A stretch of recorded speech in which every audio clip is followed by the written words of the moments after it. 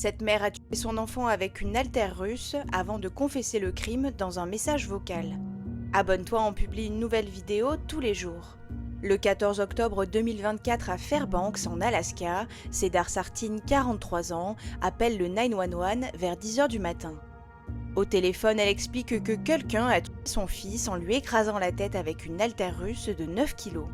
Lorsque son interlocuteur lui demande plus de détails sur l'agression et l'agresseur, la mère a du mal à répondre, elle dit qu'elle ne sait pas vraiment. La dernière fois qu'elle a vu son fils Robert, il s'endormait dans ses bras vers 1 h ou 2 h du matin. Visiblement, elle n'a rien vu ni rien entendu. Les forces de l'ordre sont rapidement envoyées chez la mère de famille. Lorsque Cedar Sartin ouvre la porte, elle a des blessures importantes sur le front, les poignets, le cou et la tête. Les policiers découvrent son fils, Robert, allongé dans son lit.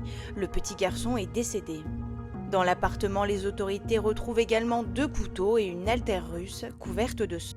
Cedar Sartin affirme qu'elle a tenté d'appeler les secours plus tôt dans la nuit, mais que l'appel ne passait pas.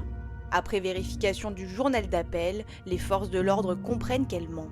L'autopsie du jeune enfant de 5 ans révèle qu'il est décédé des suites d'un coup violent à la tête. Son corps a aussi été mutilé post-mortem.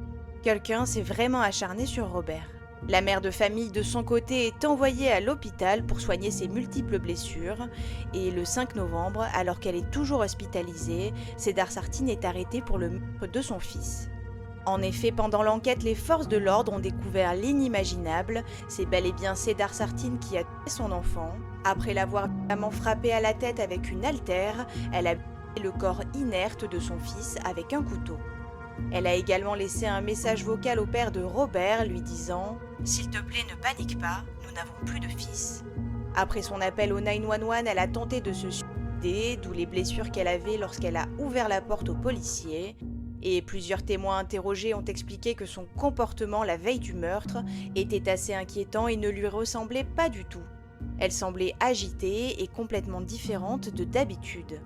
D'après les autorités, la mère de famille avait déjà eu des ennuis avec la justice auparavant, notamment pour des violences sur son fils de 5 ans. Dans l'attente de son procès, la quadragénaire a été placée en détention.